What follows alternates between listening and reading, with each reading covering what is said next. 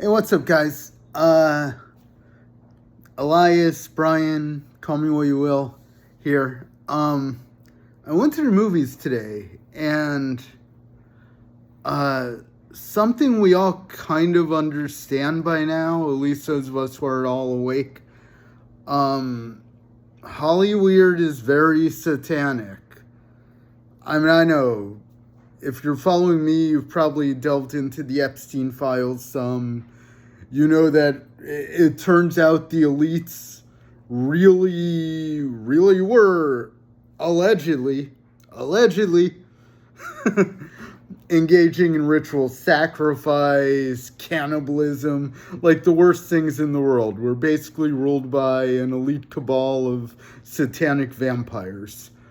Um, allegedly. Allegedly.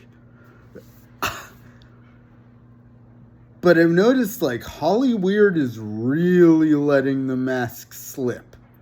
Like, really letting the mask slip. I went to see...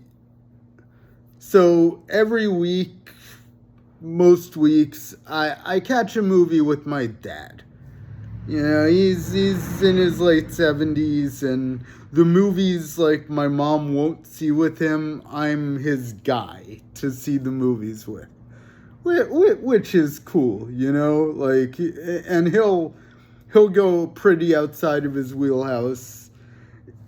Like, I insisted on seeing Blades of the Guardians a few weeks, maybe a month back.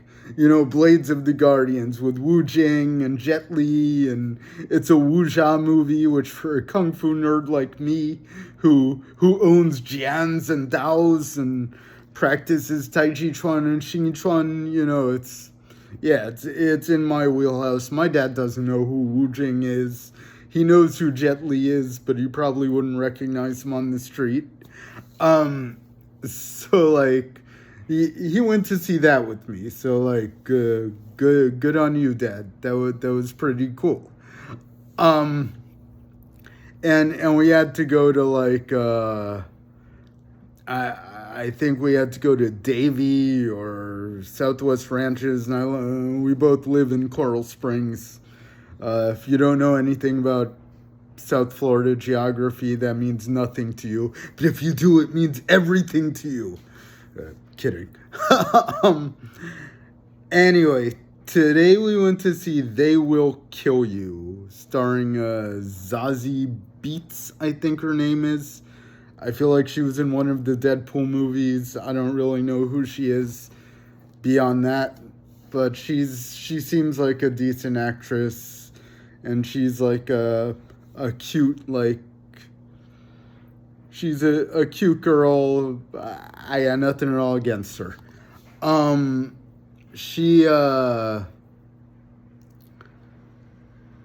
So even by Hollywood standards, this movie was shockingly satanic. It was about a satanic cult that runs a hotel that, like, in exchange for immortality where they have, like, Wolverine and Deadpool levels of regeneration, they sacrifice people. And every one of them has to pick someone to sacrifice. And Zazie Beetz' sister, like, took a job there, and Zazie Beetz went to prison, where apparently she learned to be like an Iko Uwais in the Raid level of fighter. If you haven't seen the Raid, see the Raid, and see the Raid 2. Like, Iko Uwais is awesome. Penchak Silat is really cool stuff. And this movie, I would describe it as like The Raid meets Rosemary's Baby meets The Shining. Not as good as any of those movies, but in terms of like what it was aiming to be. And gonna be some spoilers.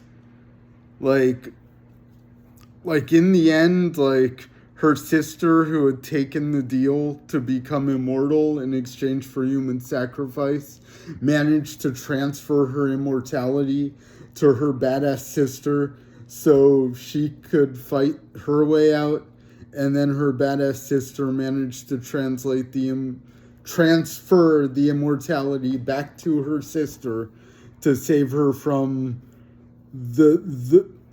her sacrificing herself to give immortality to the sister. So the entire movie was about satanic ritual abuse and like human sacrifice, and it was like super out in the open, and it took place at like basically a Manhattan apartment building transformed into a hotel, which Jeffrey Epstein lived in a Manhattan apartment building that was transformed into his own personal mansion. And it was all about like elites, wealthy elites performing human sacrifice to extend their lives. Like adrenochrome. They're really getting out into the open with this stuff. It's getting kind of wild. I was actually kind of shocked. Like it's nothing I don't know about, you know. If you've read about this stuff that was going on at Zorro Ranch and what was happening to all of those babies in the breeding program, allegedly. But like Hollyweird is just coming right out and saying it. They're just like, oh yeah, the elite sacrifice people and do it in an attempt to extend their lives, and yeah, it's something that goes on. I mean, Hollyweird's been Hollyweird for a very long time.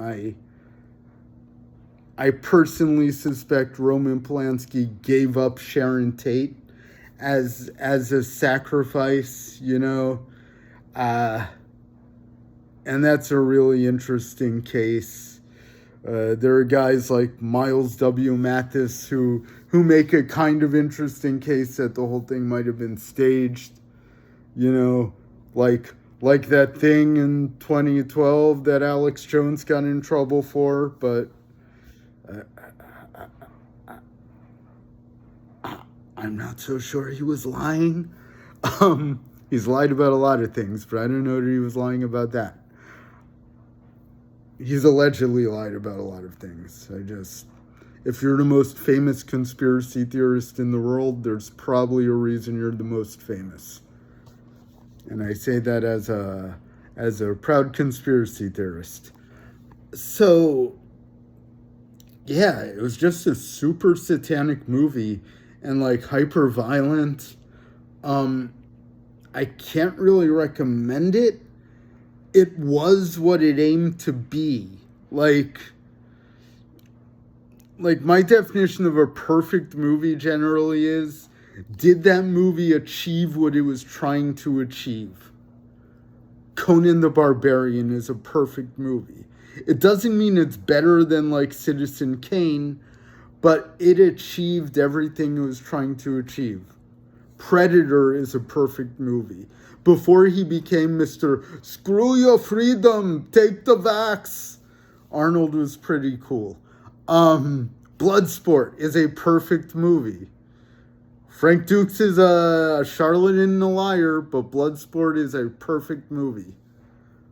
The Princess Bride, perfect movie. In some ways, this movie might fit my perfect movie definition. What it was trying to be, it was, but it was trying to be something horrible. Fist of Legend, perfect movie. Anyway, just like brief rant. If you tuned in, thank you for tuning in. Happy Easter for my Western Christian homies. Happy Pascha to my Ortho bros. Yeah. Hope all is well. All is well. All will be well. I'll catch you guys on the flip side.